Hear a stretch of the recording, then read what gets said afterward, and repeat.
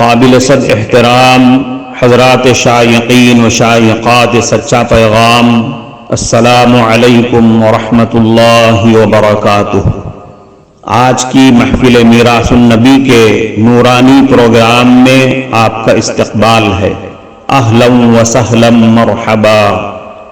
ہم آپ تمام حضرات و مستورات کا خیر مقدم کرتے ہیں۔ محترم حضرات و خواتین، تعلیم کا آغاز ہو رہا ہے۔ سب سے پہلے آداب تعلیم کا لحاظ کرتے ہوئے تعلیم کی طرف متوجہ ہو جائیں۔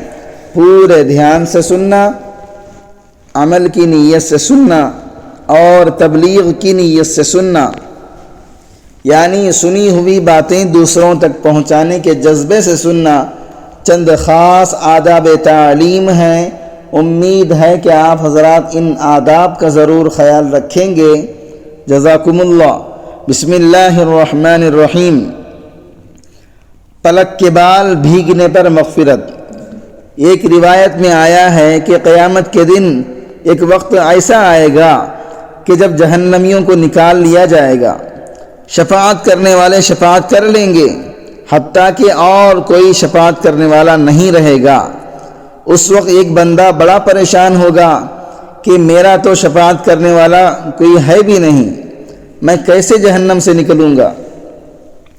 اس وقت اس کی پلکوں کا ایک بال ہوگا، وہ بال اللہ رب العزت سے ہم کلامی کرے گا اور کہے گا، اے پروردگار، پوری زندگی میں یہ بندہ ایک مرتبہ تیری محبت میں اور گناہوں سے نادم ہو کر شرمندہ ہو کر رویا تھا، اور اس کی آنکھ سے اتنے آنسو نکلے تھے کہ میں تر ہو گیا تھا، بھیگ گیا تھا۔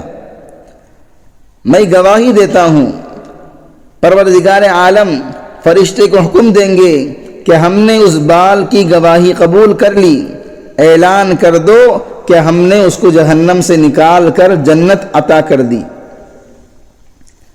سب سے برا سب سے اچھا ہو گیا۔ ایک آدمی بڑا ہی بدکار تھا۔ حضرت موسیٰ علیہ السلام کے دل میں ایک مرتبہ خیال آیا اور دعا مانگی، اے اللہ، اس وقت جو بندہ سب سے زیادہ گنہگار ہے اسے دیکھنا چاہتا ہوں کہ وہ کون ہے۔ اللہ تعالیٰ نے اس بندے کی طرف اشارہ فرما دیا۔ یہ محفل میراث النبی صلی اللہ علیہ وسلم ڈیلی پروگرام ہے جو آپ سن رہے ہیں۔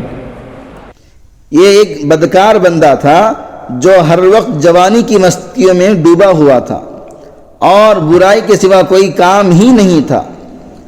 کچھ عرصے کے بعد حضرت موسیٰ علیہ السلام کے دل میں دوبارہ خیال آیا اور دعا مانگی، اے اللہ، جو تیرا بڑا ہی عبادت گزار بندہ ہے اس کو بھی دیکھنے کو دل چاہتا ہے۔ اللہ تعالیٰ نے اس بندے کی طرف اشارہ فرما دیا، ان سے ملاقات ہو گئی۔ جا کر دیکھا تو وہی بندہ تھا۔ یہ دیکھ کر حضرت موسیٰ علیہ السلام بڑے حیران ہوئے اور کہا، پروردگار عالم، یہ تو سب سے زیادہ گنہگار بندہ تھا۔ تو اللہ تعالیٰ نے فرمایا، یہ آدمی ایک مرتبہ اپنے گھر میں اپنی بیوی کے سامنے تھا، کوئی بات ہوئی تو اس کی بیوی نے اس کو کہہ دیا کہ تیرے اعمال تو ایسے ہیں، تو پکا جہنمی ہے۔ اس نے بیوی کو جواب دیا، ہاں، میں اگرچہ بڑا گنہگار ہوں مگر اللہ کی رحمت سے مایوس نہیں ہوں۔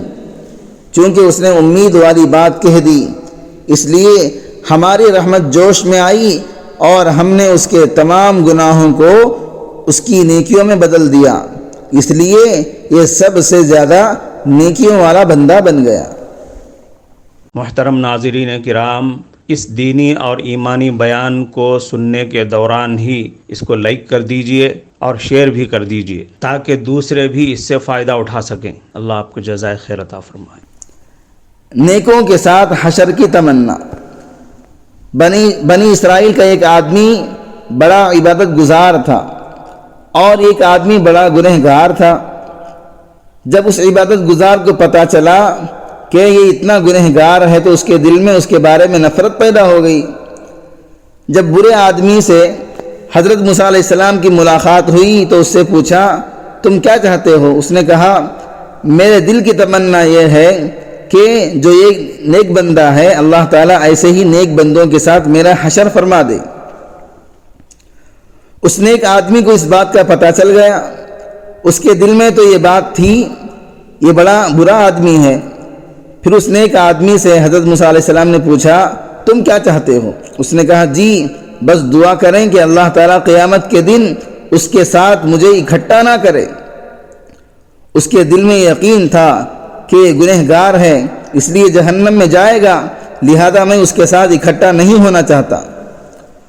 وہ خود پسندی کے باعث یہ بات کر بیٹھا کہ جی دعا کر دیں کہ اللہ تعالیٰ قیامت کے دن مجھے اس کے ساتھ نہ اکٹھا کرے۔ اللہ تعالیٰ نے دعا قبول فرما لی۔ چنانچہ حضرت موسیٰ علیہ السلام کو وحی فرمائی کہ آپ اس گنہگار کو جنت کی بشارت دے دیجئے۔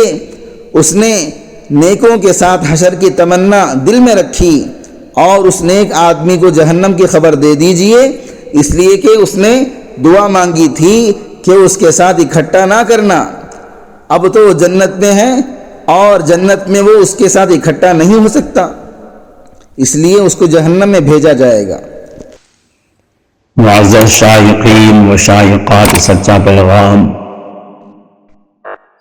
اندازہ لگ گیا ہوگا کہ یہ مضمون کتنا اہم ہے اور کس قدر فائدہ مند ہے۔